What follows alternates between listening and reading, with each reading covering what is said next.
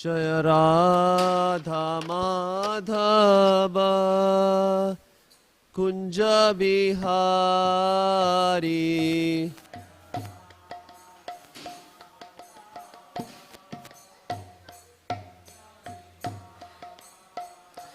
जय राधा माधव कुंज बिहारी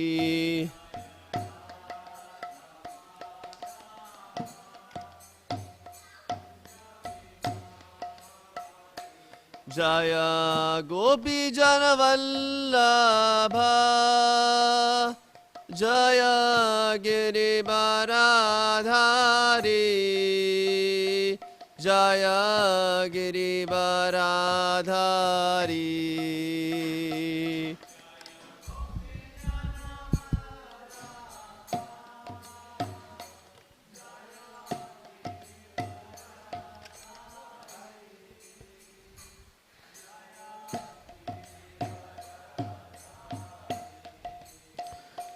जय यशोदानंदन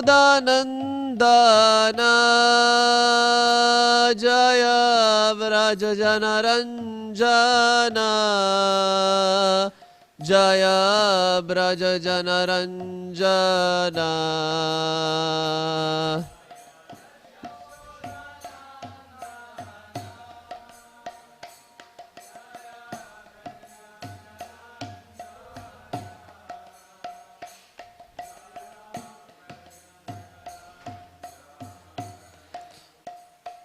जय यमुना तीरावनचारी जय कुंज बिहारी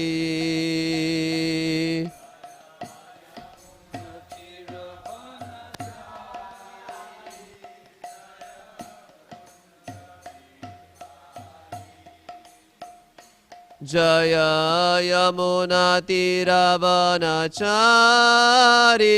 जय कुंज बिहारी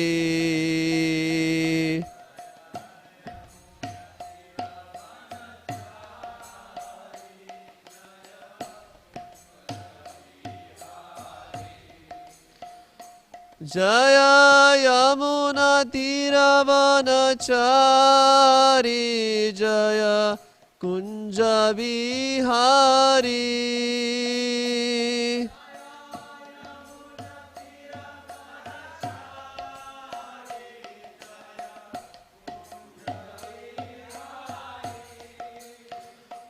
जय राधा माधव कुंज बिहारी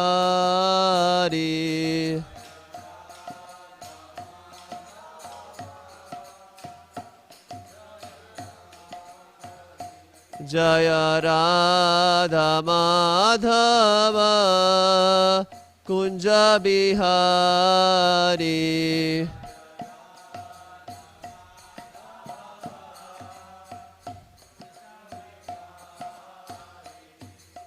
हरे Krishna Krishna Krishna Hare Hare Hare Ram Ram Ram Hare Hare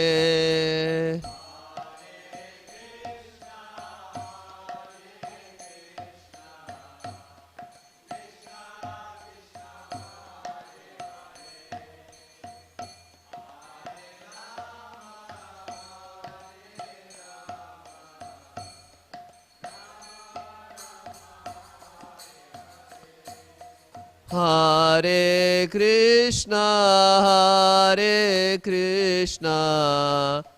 Krishna Krishna Hare Hare Hare Ram Ram Ram Hare Hare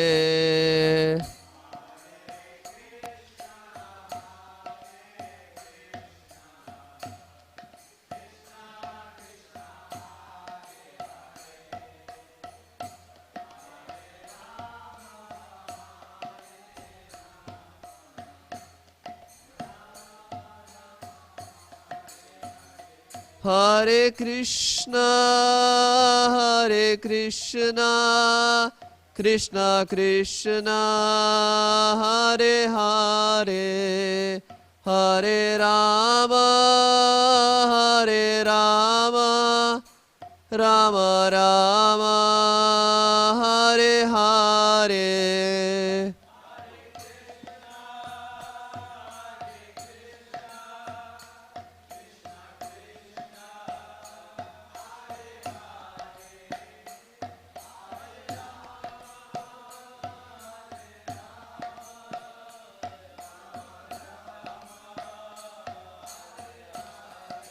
Jaya Radha Kala Chanji Radha Kala Chanji Radhe.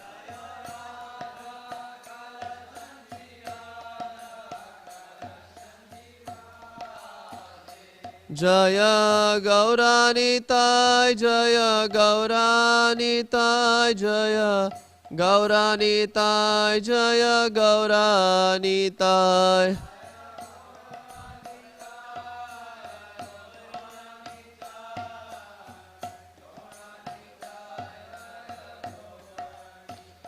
Jaya Jaya Prabhupada Prabhupada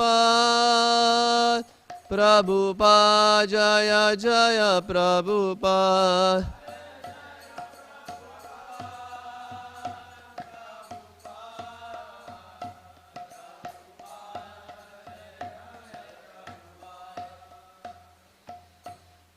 Nitai Gaur Premanande.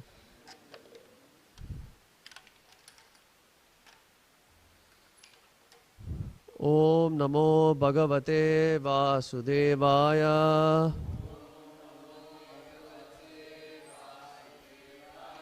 Om Namo Bhagavate Vasudevaya. Narayanam Namaskrityam Naram Chaiva Narottamam Devim Saraswatim Vyasam Tato Jayam Mudirayet. Nashtaprayeshu abhaddeshu nityam bhagavata sevaya bhagavatir uttama shloke bhaktir bhavati naishtuki krishnaya vasudevaya devaki nandanaya cha nandagopakumaraya govindaya namo namaha. Reading from Srimad Bhagavatam, Canto 2nd, Chapter 10, Text 10.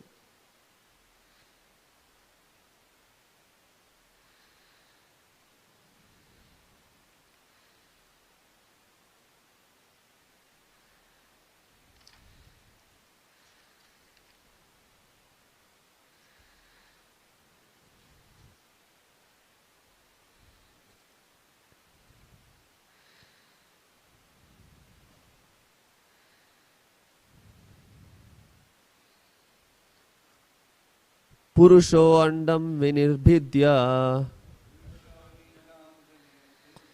yada sosa vinirgataha atmano yanam anivichan apotsrakshik chuchi suchi. Purusho andam vinirvidya yada sosa vinirgataha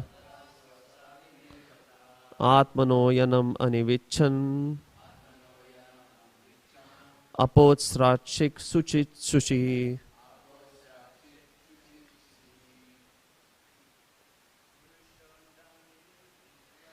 Purusho andam vinirvidya yada sosa vinirgata atmano yanaman michan apotsrachik shuchi shuchi.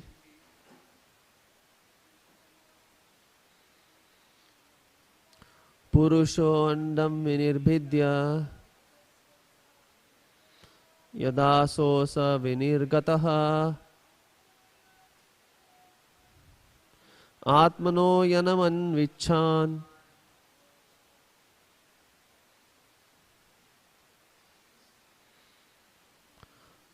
apotsrakshik chuchi suchi.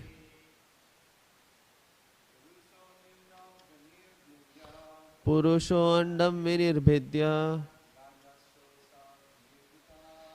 dasosa vinirgataha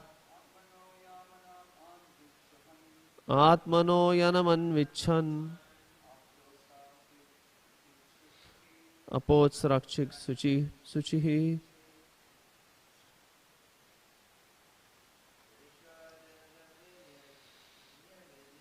Purusho andam vinirvidya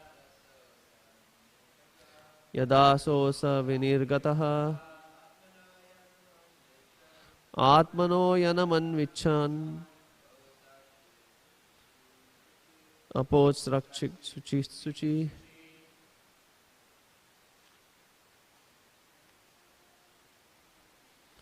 Purusho andam vinirvidya yadasosa vinirgataha Atmano vichan apotsrakchik suchihi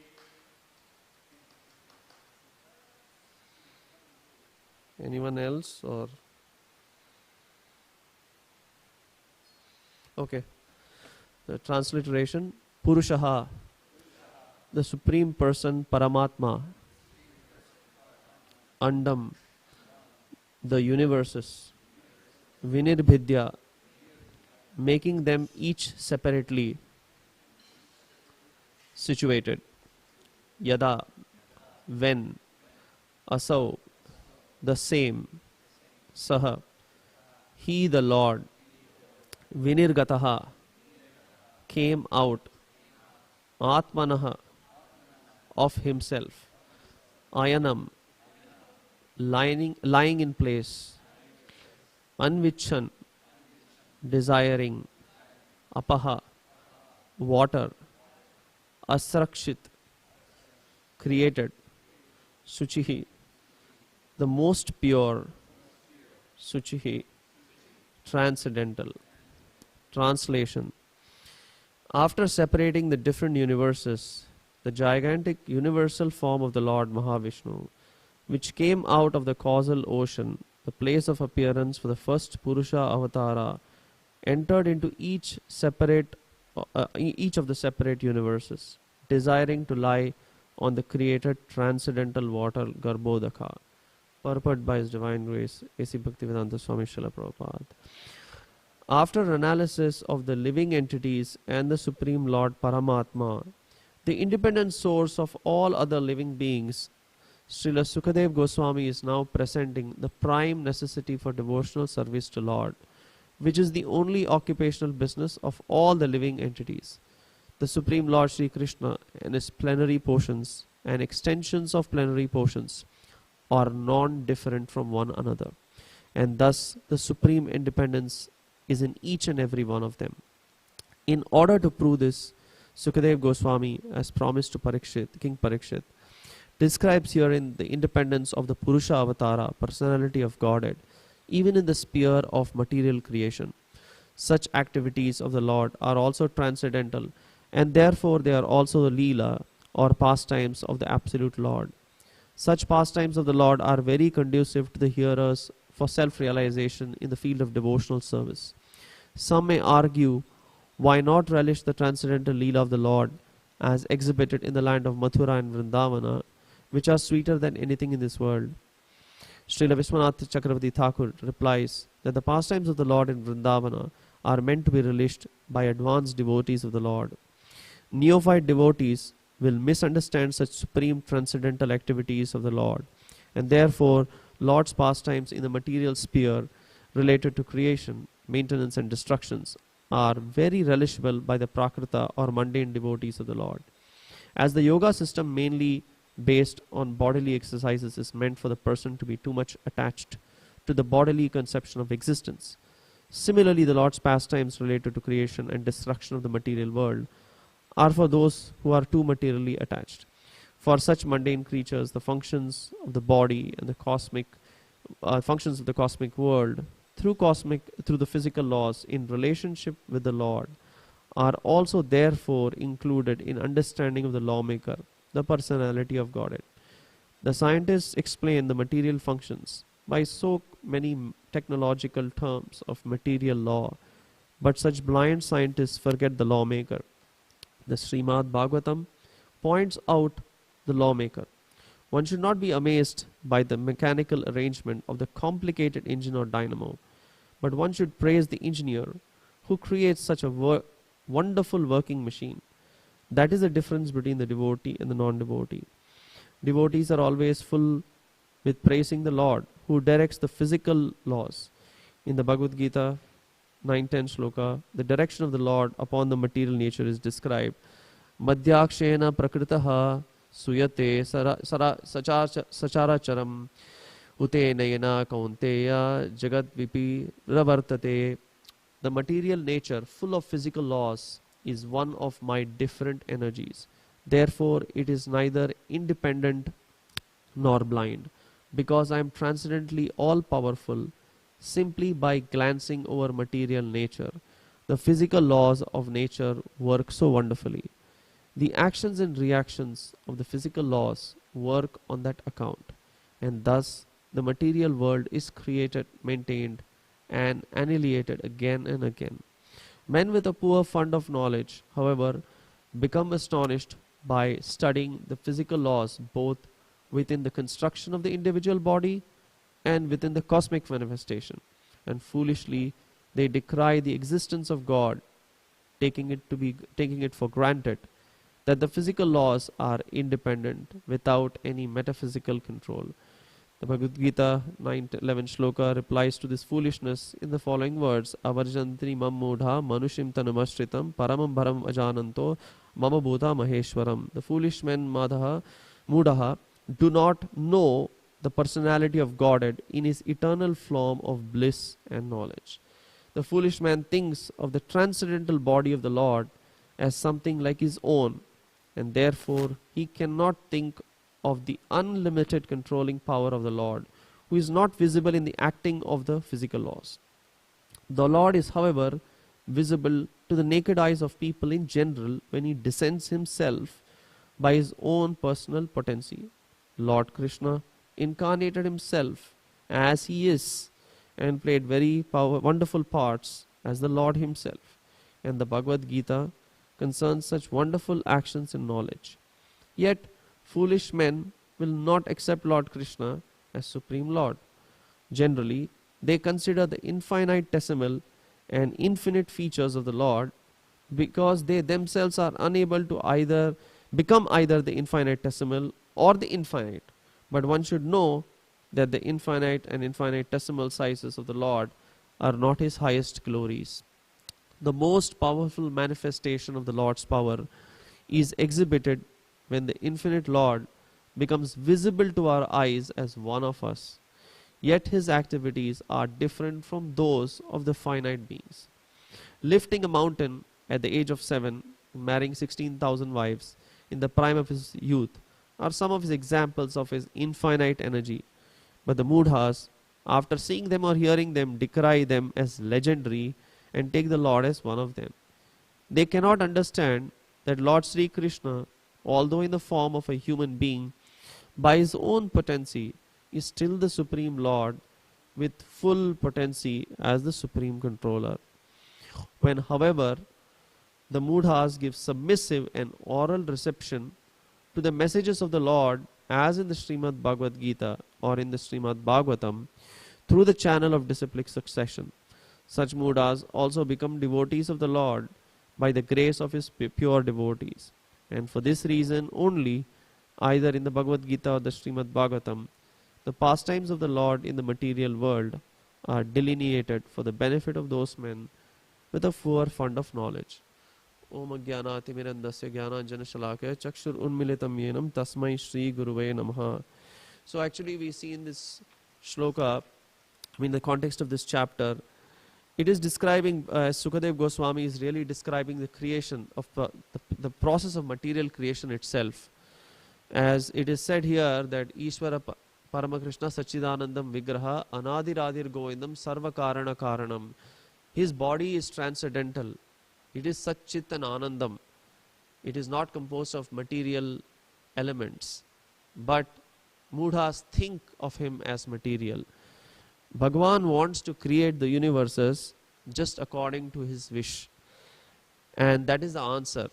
So, as in this shloka it is said, the Mahapurusha, one should understand how creation is even done. In the Krishna Yajurveda, in the Taittiriya Upanishad portion, right? The starting it says is Sahasrashi Sa Purushaha Sahasraksha Sahasrapata Sabhuvim Vishwato Vritva Atyatishtat Dashan Gulam. So it says that the Parama Purusha has thousands of head, has thousands of eyes, thousands of feet. He pervades the earth and everywhere. He manifests and stands as one who is beyond to contemplate. So this Mahapurusha is also actually was described by Arjuna when Krishna showed him the universal form. It says, and he described it. He says, Aneka Bahu Udara Vaktra Netram Pashyami Tvam Sarvato Ananta Rupam Nantam Na Madhyam Na Punas Tadavim Pashyami Vishweswara Vishwarupaha. He says, Arjuna says in Bhagavad Gita, right? O Lord of the universe, thou who has universal form with manifold arms, stomachs, mouths, and eyes, I behold your infinite form on all sides. And says, that's why the Virata Purusha form, of course, it is also a plenary expansion of Lord Krishna, but it still is required for creation. As we know from Chaturvya form, Vasudeva, Sankarshana, Pradimna, Anuruddha comes, and each of them is assigned into each different universe and how they create. We call Garbhodakshaya Vishnu, Karmodakshaya Vishnu, Shirodakshaya Vishnu. So each of those have a purpose. So when Bhagavan wants to create universes, he just needs to think. His manasa and his mind is what actually is glance, as it is said in the shloka, is enough to create creation. Material creation only comes by conception or between male and a female. But Bhagwan's creation doesn't come like this. It just comes by manas. Just like for Brahma, he wanted to, as Bhagwan decides to create the universe, Brahma just comes out of his navel. That is the answer. All Jivatmas are always existent as he is Paramatma. So only when Bhagwan desires, even the material creation can even happen actually. Yes, there is free will, people will question, but that free will, as we know, is only in bounds of certain things. One cannot go outside the boundary of what Prakriti and Purusha says. That is the answer. Sometimes, as in the shloka also says, that scientists want to create life and they want to try different things in life, and some things you can say is part of Vedic knowledge, and some things they try which is not conducive to Vedic knowledge or dharma, and their plans fail. That we have seen again and again, actually speaking. So if you actually see in the next slokam in the Vedam about this creation as described here, it says, Purusha eve dagam sarvam yadbhuta yaccha bhavyam utamrit tatvaseshanaha yadannena tirohati. He says whatever was there before and whatever is going to appear and in the future actually is always there. All of these are indeed shown by the Parama Purusha. So as again in this shloka it says the Purusha avatara is what is described.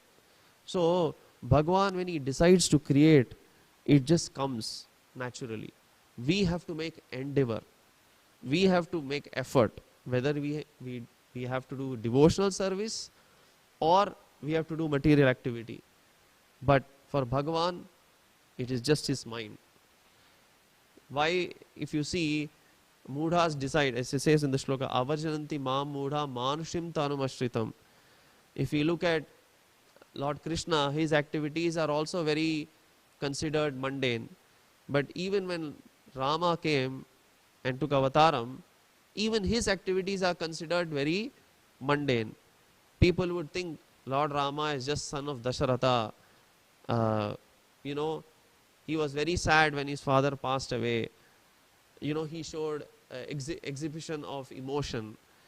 But you see, or when Sita was gone away, common, as it says in Bhagavad Gita in the 15th chapter, we humans can only understand examples related to ourselves, and the material universe is a reflection of the spiritual world. So that is why Bhagavan comes down, paritranaya sadhuna vinashaya cha dushkritam. He takes avataram. Avataram means one to descend. We don't descend. We continue revolving and taking birth after birth. That is the reality. Bhagavan's is called ascent and descent. Only for us Jivatmas, we are called actually revolving here, because we are bounded. And until we get out of this bodily conception, and until we surrender to Bhagavan Sri Krishna, we cannot get out of this cycle of birth and death. But for Bhagavan, his activities are not considered normal birth. As we know, even Lord Krishna's birth is transcendental. It is not material. He didn't just come out of the womb, just as what we think. Normal human birth or birth of species is by law of nature. That's how it happens. But for Lord Krishna, his birth is considered transcendental.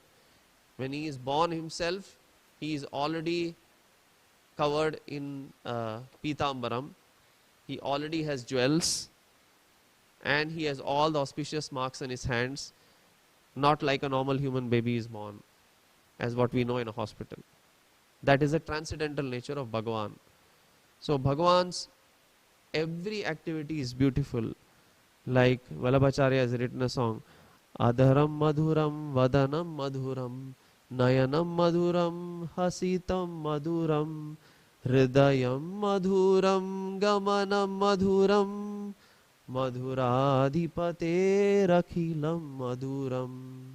He says his smile is beautiful, his heart is beautiful. I mean, he goes on to say Kamalam madhuram. He describes every activity of Bhagavan. Every activity of Bhagavan, in whichever he does, even his haranam, even his killing of the Rakshasas is considered beautiful. It is not unlike other things. Why? Because the purpose of those is vinashaya dushkrinatam. As we know, Rama slaying Ravana is not considered, we can say Ravana was a bad person. But of course, Jaya and Vijaya were cursed to become in that particular aspect of Ravana and Kumbhakarna. Like previously, they were Hiranyaksha and Hiranyakashipu. So, one cannot become some enemy of the Lord like that and say, I want to fight. If they want to fight also, that is Bhagavan's desire. So, all these transcendental pastimes of whether Lord Krishna lifting Govardhan hill and other things, people think, Indra was such a bad person. And sometimes we devotees think we are more elevated than Indra just because we chant 16 rounds. That is misconception. We are not even greater than Surya or Vayu. We are not even, if you say in Bhagavad Gita, Krishna says, Iman Vivasvate, he says, I spoke this Bhagavad Gita directly to Sun God. We are not even qualified like that. We have no qualification to become that, first of all. That is a reality. So to think that that is why Chaitanya Mahaprabhu has always praised Tranadapi Sunichena Tarorapi Sahishnuna. This slokam is very important. By chanting 16 rounds, we do not become greater at all. To think great of other people and other devatas, forget human beings. To think about higher people on higher elevated planets itself is misconception. We can say we are fortunate to be here in Kali Yugam to chant Bhagavan's name. But to think we become greater than that, that is misfolly. Imagine if sun doesn't come, what will happen? There will be no rain, no sun, no life. Simple. We don't even have the power.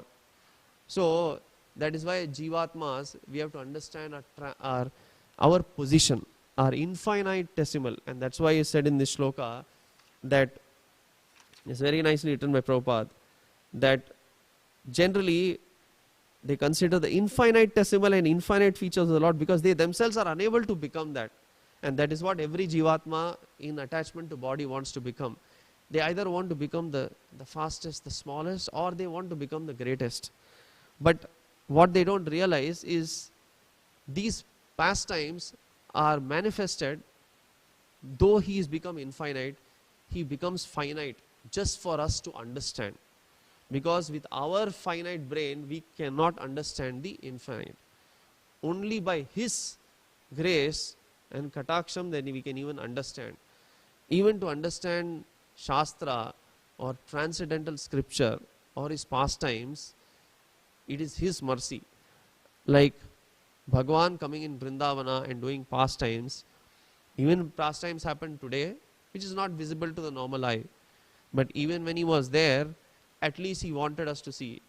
Even Chaitanya Mahaprabhu took avataram and he performed pastimes. Why? Because he wanted as Patita Pavana that people to understand what is devotional service, what is surrender to Lord Krishna, how to get out of bodily conception. If that is not, if Bhagwan doesn't come and show, or his Bhagavata doesn't come and show, how will we understand? So, the further it says in description to the shloka itself about the creation, right? Tripadhurda udait purushaha padotseva bhavat punaha tato vishwanyakramat sasana nasane abhi. So it says the Parama Purusha of the third, fourth dimension, he shines above the Prapanchan. His 1/4 portion is present always there. Here. So this Satchit and Anandam is always as it is complete. If you see, only 1/4 of his energy is enough to maintain all these different material creations and all of us. His 3/4 always remain there actually. That is the truth. And that is why if we subtract 1 plus 1 minus 1, it becomes 0 in this material universe. Bhagwan Krishna, as he says in the shloka, one example, Bhagwan married 16,108 wives, yes, but he was simultaneously present with all of them at the same time and performed unique individual pastimes with all his consorts. Not a material person cannot do this. That is his potency. He maintains all these different universes, thousands of universes which are present, and in each one of them he is also there as a protector, and in each one of us also he is present as Paramatma actually. So as we see, his potency is infinite. It cannot be questioned. It cannot be comprehended. Only by love or prema one can understand Bhagavan. Yes, Chatur Vidha Bhajante Mam. 4 kinds of people will come to Bhagavan. One who seeks knowledge, distress, wants, pain, that's okay. But everyone comes to that phases. No one became devotee in one life straight away. It says, Bahunam Janmanam Ante. You have taken countless births as animals, plants, species and humans. Only then Vasudeva Sarvam Iti, the understanding comes itself. Of course, it only happens through a Bhagavata or a Vaishnava, through his mercy or kataksham, that one comes into this path. But we have continuously taken this again and again and again and again, and slowly we come to that realization. As Bhagavan says in Bhagavad Gita, that the unsuccessful yogi sometimes may stop wherever he did and he will start again. And Bhagavan knows what is the right time, whether it happens in this lifetime or he has to take another birth. That is between the Paramatma and Jivatma which happens, actually speaking. That is why in our philosophy, in Vaishnava philosophy, it is always said to surrender. And if you see why Chaitanya Mahaprabhu talks about Ashrishyava Padaratam Pinashtumam, I mean, you can relate every slokam in Bhagavatam and Bhagavad Gita directly to Shikshashtakam. Chaitanya Mahaprabhu only said 8 verses, actually speaking. You can make context and write for every shloka, you can relate to that. But if you think about Ashrishyava Padaratam, because surrender is important. Whether he takes us or leaves us, we still have to be his servant. That is what Chaitanya Mahaprabhu has said. Similarly, as Jivatma, we have to understand that whether in this lifetime or next lifetime, when he decides to take us back, we should always be for him. That is the realization. So further, if you look in this context of creation, तस्माद् विरादजायतः विराजो अधिपुरुषः सजातो अत्यरिच्यतः पश्चात् भूमिमतो पुरः. So it says from this Purusha, Adi Purusha, I don't want to use the word. Actually, Adi Purusha is a very technical term used. I know in a lot of people in Indians may use. There was some useless movie released which we don't want to talk about here. But actually, the word of Virat and Adi Purusha is coming from Vedam, and it has very significance actually.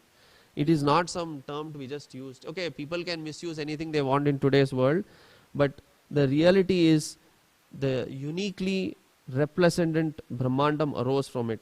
And from that, Virajo Adi Purusha means seeking the support and protection actually of this Abhiman Purusham. That is the meaning of it actually, in this whole terminology what they used actually. So, if you see how Bhagavan is, if you from the Vedam which I have quoted, you can see actually how Bhagavan takes step by step. So actually if I were to just read in a whole, so it says the same thing I talked about, the three parts. It says Sapta san paridaya trisapta samidakritah deva yagyam tanvana abadnan purushan pashun. So it's from this srishti, we say chandas like Gayatri we chant is in a different meter. In Sanskritam, if you know, in Bhagavad Gita is also written in a particular meter. So all these different things, actually the whole creation is only created by sound. I mean, if I were to explain this even scientifically, I mean for people, maybe students and scientific, right? We say Omkaram or Om is the actual creation of meditation. Actually that each material object has a resonance frequency. I mean, you will be able to understand, right? We have frequency, right? Earth has a resonance frequency. Even Saturn, Jupiter, they have different resonance frequencies. Even planets.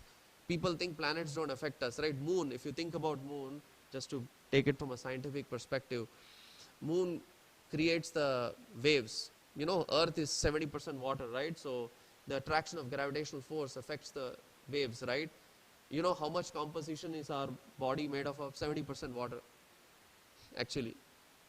So if you see why they say moon affects our mind, so in the Vedas it says, as Purusha creates, Chandrama manaso jataha chaksho suryo ajayataha mukhad indrascha agnischa pranad vayurajayataha. So Chandrama manaso jata means from Purusha's, from Bhagavan's mind his moon was created, and his eyes are like the sun. So that's why our mind gets affected by the moon, actually speaking. This is the scientific reason. I mean, people think that Bhagavatam, Bhagavad Gita and Vedic knowledge is just kind of some shlokas. No, actually it has got, each and every aspect has a significant scientific thing, actually. That is why it is said the sound vibration itself. We chant Mahamantram. Why we chant, even that Mahamantram has a frequency. Why they say, right? If you chant Veda Mantram, you chant Bhagavad Gita, we chant Shlokam, why does it have an effect for us? Why does it have a positive effect? This is the reason. You can chant other words 24/7. After 5 minutes, you will get bored. Maybe 20 minutes, you will get bored. You may listen to the same. It's natural. Sometimes people may use some, certain words and things. It may attract people more. But chanting Bhagavad Gita, one cannot get bored. That is the truth. You can chant how many times you want. You will not lose. You are, how do I say this? You may be busy in other things, but the shloka of Bhagavatam, Srimad Bhagavad Gita, or any other Veda Mantram, it will never be tasteless. It will always have taste. That is the uniqueness of it. Even Bhagwan's name, of course, his different names have different potencies. We don't want to get into that in this class today. That's a different class and topic. But every name has a different potency and how it helps. So similarly, that's why I said, right, scientifically also, the creation of the different moon, the planets, how they come, they affect us actually. So Vedic knowledge is not something in today's world, scientists think, yeah, things were created very haphazardly with a blind mind. Vedic knowledge is not against science. It is actually very scientific. The only thing to understand is we don't have the knowledge to understand it, or we choose to be ignorant. But we don't, we are not a nescience, or we never say that way, right?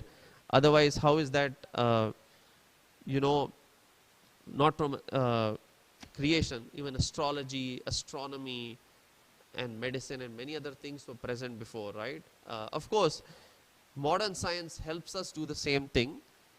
We don't say we should not use modern science.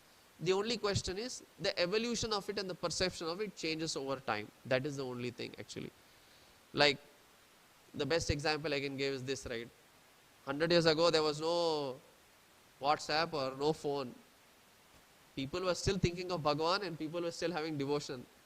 We can't say just because we are having phone and WhatsApp, our devotion is stronger or better than them.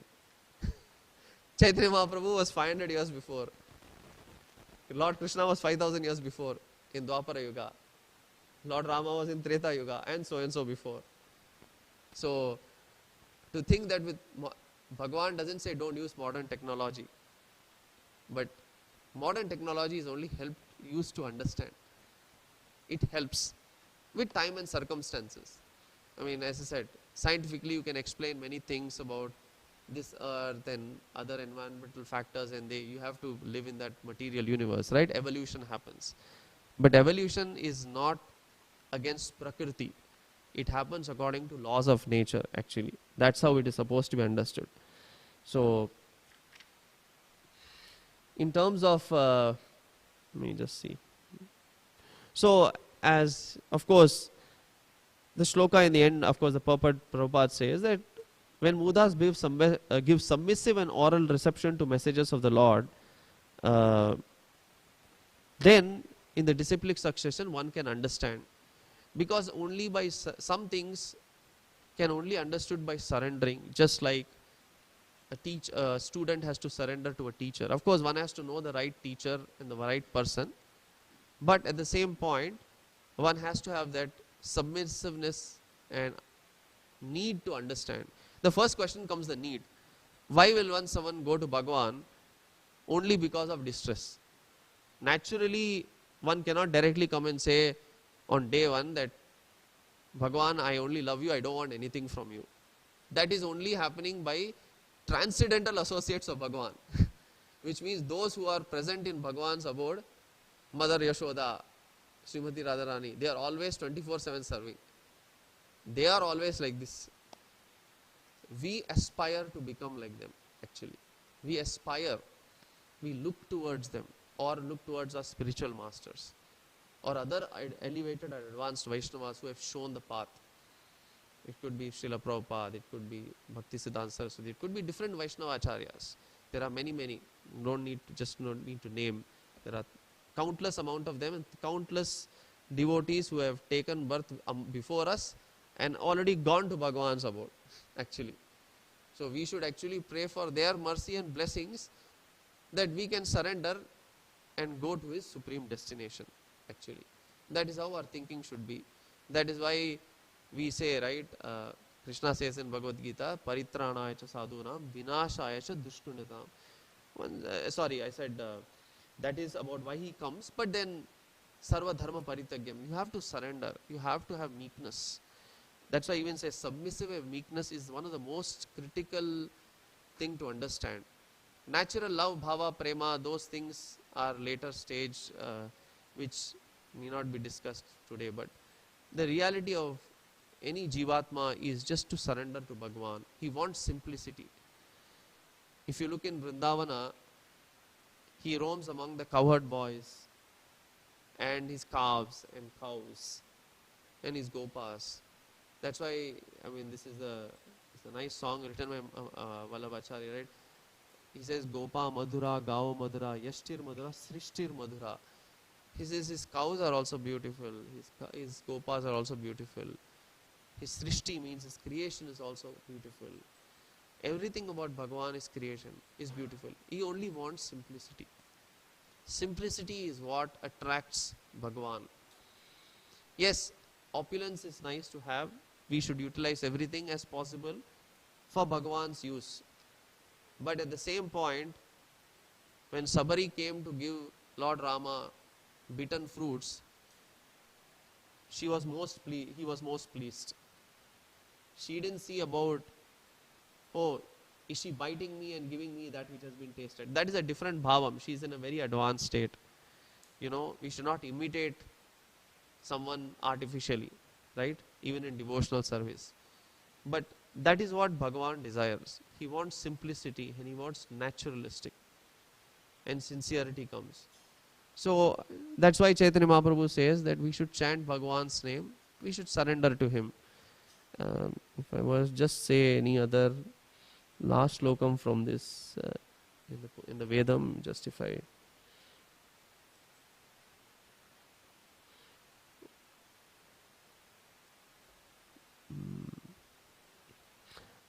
no, I think this is good for today. I mean, I can quote the whole thing by heart, but it will take a longer time. But so I think so. The context of this sloka, as we can see, that Bhagavan maintains and creates all these universes by his plenary expansions. But his individual form of Satchidanandam Vigraha, of how Lord Krishna is of course what devotees desire to worship and do service, whether directly or indirectly. It could be directly to him or through his associates in the spiritual world, when we go there, right? Or here we are serving as well.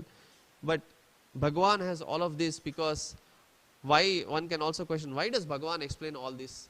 Because for him, he can just snap his finger and he can create everything and annihilate everything. But there will be natural questions coming of how these things happen. So that's why Bhagavan takes a very natural approach, just like a father wants to explain his children, step by step. So that's the purpose of, I know the whole sloka, if you see from 10:28, 10:10 to 10:35, it will really describe, all the different things about the elements, the seven skins, the Panchamahabhuta, the five jnana indriya, the five karma indriya, how they form 21 actually objects of knowledge and creation. That is all explained in this. So, but all of these slokas from 10 to 10:35, they actually really conform to what is mentioned in the Krishna Yajurveda actually. So I'll just end the class here. If any questions, I'll be happy to answer. Or Prabhu, thank you so much for the class. My question is that, as explained by Srila Prabhupada and yourself in the purport, that we're finite. However, we understand that in their spiritual nature we're Satchidananda, full, complete bliss, complete knowledge, and complete and eternal. So how do we understand that we're completely full of knowledge, yet we're finite? So the answer is the Jivatma here is actually not finite in that sense. It is actually infinite. By quality, it is infinite. By quantity, it is finite. Bhagavan is infinite. We, as Jivatma, we have the same quality. That is a Satchidananda Vigraha. But the Vigraha is the different. Because we take material body. His Satchitanandam and Vigraha is the same. So for us, that is the finite portion. When you cross, the answer to your question is, we cannot attain that till we cross Viraja Nadi. You have to cross. To enter his spiritual abode, as you know, the soul has to travel when it quits the body. This is explained in Garuda Purana and all, but in detail. But in order to get that spiritual body, actually what it is said is, when the Jivatma is ready to enter Bhagavan's Krishna's abode, it has to take a dip in the Viraja Nadi, and everything what is material is gone, and there is no coming back. That is when you attain the spiritual body. Because there are four kinds of, we call liberation and moksha, it's the same meaning only. Salokya, Samipya, Srishti, whatever is there, right? Not so. In order to attain that, you will have to go through that stage. So Bhagavan is infinite. Us, we are infinite in quality, which is the same, but not in quantity. We can never be. So can you explain, could you say how that looks in the spiritual world as being complete knowledge, but having, in quantity, we are so the finite? Yes, right. So the answer, that is also explained actually. This is all given by previous acharyas only. Okay, this is nothing got given by me. It is, these questions are very natural questions. So there, um, the finiteness is we will have quality to do many things as what Bhagavan wishes and what he wishes. But the first thing which one has to understand in the spiritual world is anukulya sankalpasya, which means we may have the same quality in certain things like him, but we cannot do anything what he doesn't want. That is the fundamental thing. It says anukulya sankalpasya pratikulpa vajana, means not doing anything what he wants, and it applies also here actually as to surrender to Bhagavan. But there, what he desires is only what everyone does. Like the question is, I'll give an example. Other acharyas and jivatmas have already gone to the spiritual world. Can they see us from there to here? The answer is yes. Will they interfere? No. Do they have the power? Yes. Will they interfere? No. That is the answer. We cannot, so that is why it is said that though acharyas and other bhagavatas have been there, whether you call nitya siddhas or jivatmas who have liberated or gone back, they will have that potency, but they will choose not to do it. They cannot, and it's not that it is not a question of they cannot. They will not do it because that's not what Bhagavan wants them to do. Lord Krishna doesn't want them to do. So that is why that word of surrender is so important. Question comes is, if we become naturally, right, if let's say we become infinite, then as it is also said that Bhagavan has that infinite nature to Lord. He is the Bhagavan, he is Lord of everything, correct? He controls everything. As Prabhupada has explained also in the purport, why do we also, when we take a material body, why people want to lord over this world? You see that? Why people want to become the most powerful? You know, some people, right? People want to, why? Where does it come from? Everything has to come from him only, na? But it is contaminated, it is reflected. That is the problem. So, to become, we say as, that is why even in the spiritual loka, because we attain a spiritual body and we can do anything we want, but we will not do anything. The problem is, the moment here we think about, actually it is what you are asking is kind of explained here, right? We want to become infinite, but what we want to do after becoming infinite? It's natural, right? If say I have infinite wealth, I'm just saying, or something, anyone, what do you want to do? You may want to donate temple, you want to donate some money, and in the end of the day, after that, you will want to go to enjoy. Doesn't matter, right? See that even 1% of personal desire is not there. The desire is only to serve Bhagavan. So this is the relationship. The finite, the infiniteness comes, but we curb it to become finite for His service. Yeah. No, it's a good question you asked. There is a lot more detail, but I can elaborate. No. It's not. It's a question which is asked many times, and acharyas have told this many times, right? So thank you for asking. Any other comments or thoughts, if I can answer?